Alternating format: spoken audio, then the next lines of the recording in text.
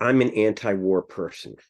I experienced war firsthand, and in my experience in war, I see not only the war that I was in, but to the places that are in war that I've been to as an observer. And the majority of casualties are the civilians.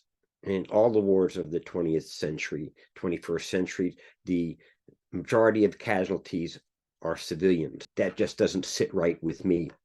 I consider war an institution that's made up of criminal behavior that's sanctioned by governments. If I have a beef with my next door neighbor, I'm not allowed to go over there and kill him. That's illegal. I can't burn his house down. That's illegal. But these illegal activities are what make up the institution of war. So to me, the institution of war is an institution of criminal behavior sanctioned by governments, and governments should never sanction criminal behavior. We hear a lot about patriotism and sacrifice, and we ask our young people to show their patriotism to the country by being willing to join the military and put their life, their limb, and their mental health at risk for the good of the nation. They don't make any profit from the sacrifice. They're sacrificing for the good of the nation. So it doesn't make sense to me that while our fathers and mothers and sisters and brothers and husbands and wives are sacrificing their lives for the good of the nation, that somebody's making profit. It seems to me more terrible than I can articulate, the idea that you can make a profit from war.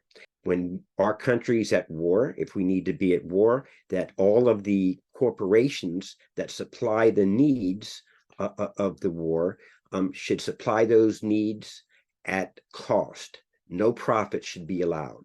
And I really believe that if we took the profit out of war, we wouldn't end up using war to solve our problems. I think that the profit motive is a big problem.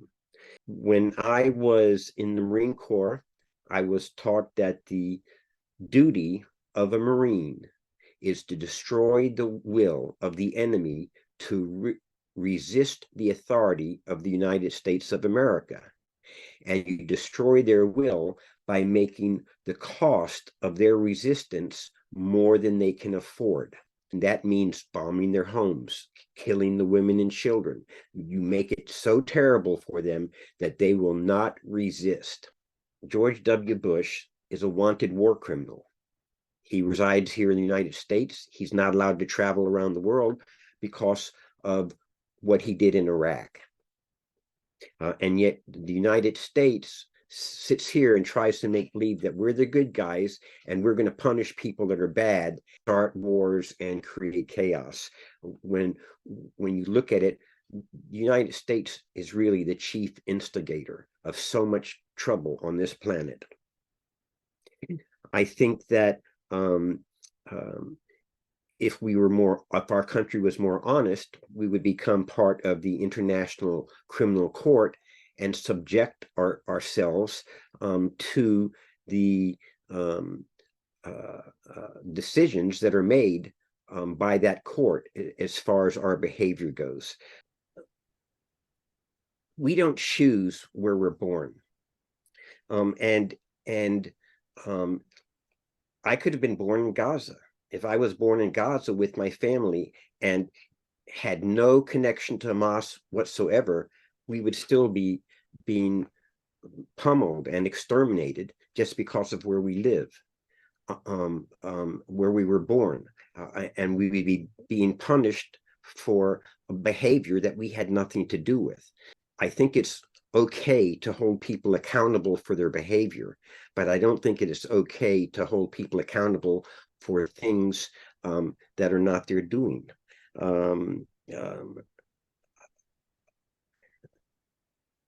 I do fact finding for Veterans for Peace. I go to different countries and I see what's going on there.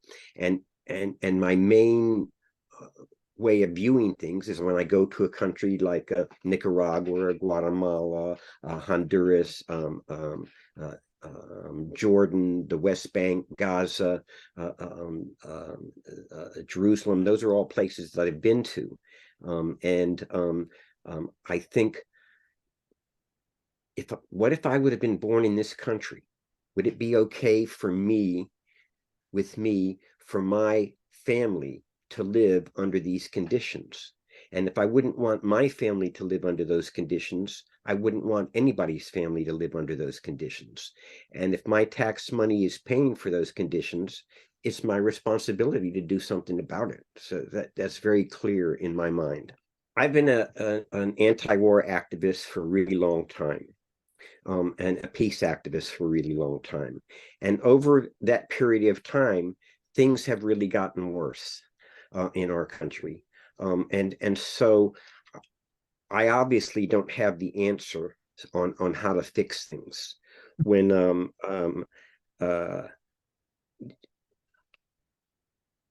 when you work against the war, and you work 1 year, and you work 2 years, and you work 3 years, and the war still keeps going on, there's not a whole lot of positive reinforcement to keep you working. And so for me, the government's attempt to silence me, all the times that they arrested me and when they shot me and came after me, that became my positive reinforcement, because I felt that if I wasn't being effective, the government wouldn't be coming after me. So if they're coming after me, I must be doing something right, and I'm going to keep on doing that. So the behavior that they used to try to silence me really became my positive reinforcement. But as far as my overall effectiveness, like probably the thing I've been most effective in, and I'm judging this from feedback that I've gotten, is I've done a lot of speaking in high schools and in colleges.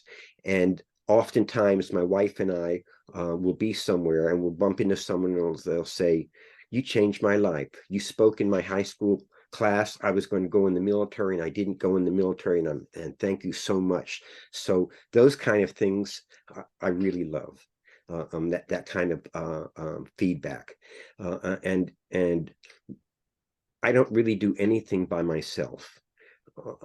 My wife Sherry and I are really one person, and we do everything together. And I get all the thank yous, but Sherry deserves more than half of them because she's the one that's making sure that everything gets done right. And I couldn't really do this without her. It's obvious that you can't make a law and get people to do things that they don't believe in. Like when we had slavery, there were laws against helping escaped slaves, but people broke those laws and helped them. To me, laws are just the rules that are made by politicians at any particular time. The laws don't necessarily mean that something is good. It's just the laws are just made by politicians at any particular point in time to benefit themselves and their supporters. So I don't know that that works. So a lot of times people say to me, "Thank you for being honest." And that sounds strange to me, because we're supposed to be honest. Why would you thank somebody for being how you're supposed to be? We're supposed to be honest. Like right now, there are laws being made in cities, in states, around the country, telling people that they cannot speak up for Palestinian rights. And people that break those laws are getting in trouble. Because something's a law doesn't make it right. And I think that we have a duty to disrespect, to break, and to try to change bad laws. And one of the ways that you challenge bad laws is you break them, you get arrested, you go to court, and you let the jury decide. And personally, I've had that experience. I was on the witness stand in one of the cases when the government was arresting me all the time, and the prosecutor said to me, well, don't you know that that's against the law? Why would you do that? And I said, well, that's how you change laws. You challenge them and you let the jurors decide. And each time the jurors came back and found me not guilty, even though I did the things that the government claimed that I did. I think it's really important to serve on a jury. I think that you have so much power on a jury, and if the government has bad laws and jurors keep coming back and saying not guilty, that's one of the things that helps change laws. Prosecutors will stop prosecuting cases when they see they can't win them. So when I came home, when I was in the service, I hated the anti-war movement. And I saw an article in the Sea Tiger, a paper that we read, that I read while I was in the service, and it talked about demonstrations in San Francisco. And it talked about Joan Baez having a concert in San Francisco, collecting blood from Americans, and then shipping that blood through Canada to North Vietnam to help the victims of the U.S. war on Vietnam. And when I read that article, I thought, damn, I could get killed by some commie with American blood in them. And it made me really angry, and it made me really hate the anti-war movement. When I came home from Vietnam, I still had 2 years left in the Marine Corps. And I was put in charge of riot control while I was stateside. And so on weekends, we want to go home and see our girlfriends, but on weekends, we were having to stay on base because there was a demonstration here or a demonstration there, and we might get called to it. And so the anti-war people, they were messing with me personally. So I really disliked the anti-war people. I never thought about what they had to say. I just thought about how they were interfering with my life. And then when I got out of the Marine Corps and went to college, there were anti-war people, and a lot of them would wear black armbands, and I would wear my Marine Corps jacket, and I would bump into them and try to pick fights with them because I thought they were unpatriotic. I really, really hated them. I read in the Alligator, the student newspaper here, that Jane Fonda was coming to speak. And I thought, oh, Barbarella, I want to see what she looks like up close. So I went to the demonstration, or to her speech, which was outside. But she was way down at Grand Pond, and I was on the top of the hill, and there were just thousands of people, and I could just see a little speck. And I was smoking a joint, and I was playing frisbee, and just having a good time. And all of a sudden, some of her words captured me. And she said that we live in a democracy. And in order for a democracy to properly function, the public has to have access to the truth. And the government is lying about the conduct in Vietnam, and it's the duty of patriotic Vietnam veterans to tell the American people the truth. And those words captured me, and I thought, I believe in democracy. I believe that the public has a right to know what's being done in their name with their money. I know for sure the government's lying to them about what they're doing. So if what we're doing is right, why is the government lying about it? So that's what started me thinking. Jayton said, if there are any Vietnam veterans that would be willing to talk about their experiences, please come forward. So I went forward, and she asked me my name, my phone number, what branch of service I was in, what my rank was, and when I was in Vietnam. She didn't ask me anything about what my conduct was. And that was in January. And then in February, I got a phone call, and I was invited to come speak at the Winter Soldier investigation to testify about what I did in Vietnam. And so when they called me and invited me to come and speak, they just knew that I was a sergeant who'd been in Vietnam, and they didn't know what I was going to talk about. And a lot of people who are pro-war look at Winter Soldier and they say, "Oh, that was all contrived, and they just made that stuff up." But they invited me without any knowledge of what I had to say. And so there's a lot of transparency there, and I respect them a lot for that. It was while I was at the Winter Soldier investigation that I actually learned so much about Vietnam. Like, I'd been to Vietnam, but all I really knew was what I did and what I saw. I didn't really know for a fact what was going on in the whole country. I didn't know for a fact what had gone on before I got there or what went on after I was there. But at the Winter Soldier investigation, I got to hear other veterans from different branches of service and different time spans talking about what they were doing in Vietnam. And it enabled me to see the larger picture.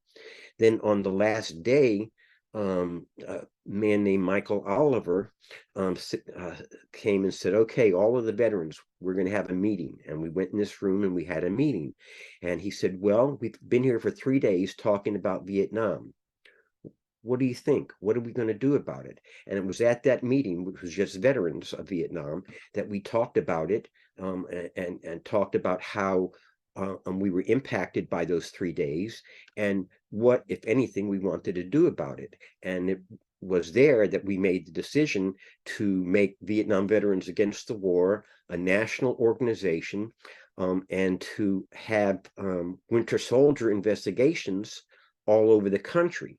And so I really liked the idea of okay, now I'm the coordinator for Florida, Alabama, and Georgia. And we're going to have Winter Soldier investigations where veterans talk about what they did in Vietnam, but we're going to use the veterans from each city. So when we go to Orlando, we're going to use Orlando veterans. So when we go to Tampa, we're going to use Tampa veterans. So when we go to Atlanta, we're going to use Atlanta veterans. So the people in those communities can hear members of their own communities who were veterans talk about what they did in Vietnam. And that's what we started doing. And then I started getting arrested.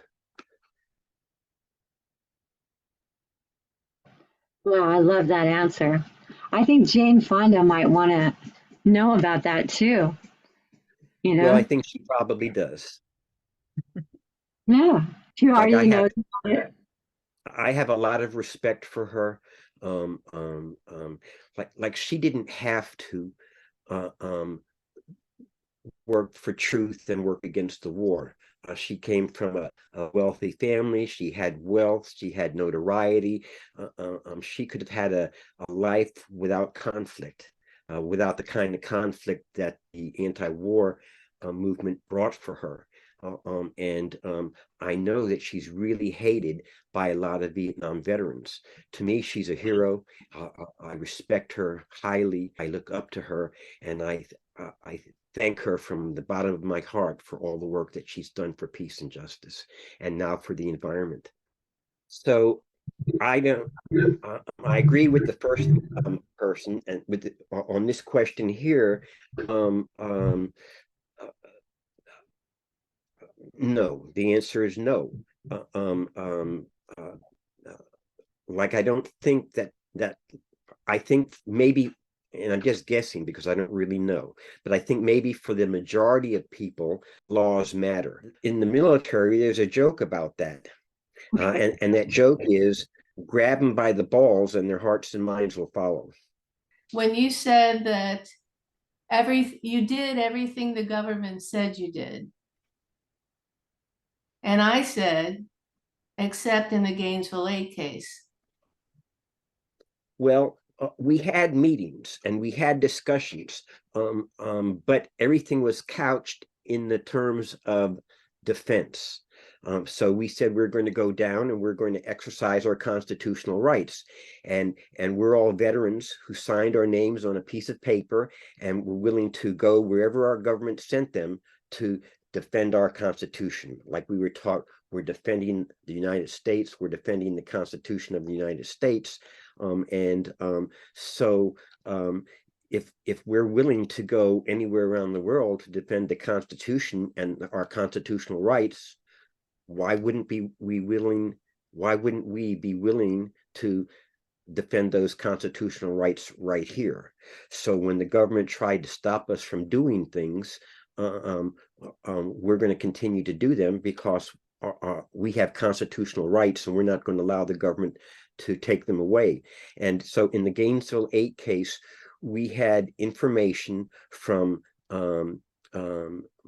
people who claimed that they had intelligence, government intelligence, that said that the government was going to create chaos at the convention. Those people that gave us that intelligence turned out to be undercover FBI informers. And so they gave us that information knowing that what we would do, so if the government's going to try to hurt the demonstrators, it's our duty to try to protect them. And so the government informers provided us with this information that the government was going to do these bad things to the demonstrators, and we felt as veterans that we would not allow that if the government tried to do that we would stop them.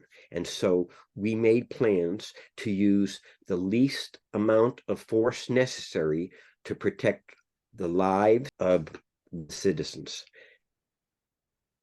And so, of course, that meant fighting the police if we had to fight the police. And of course, that's not lawful.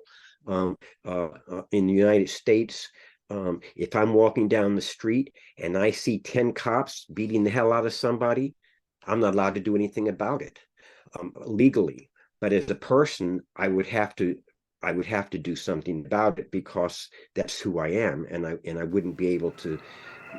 My makeup wouldn't allow me to sit idly by and watch it.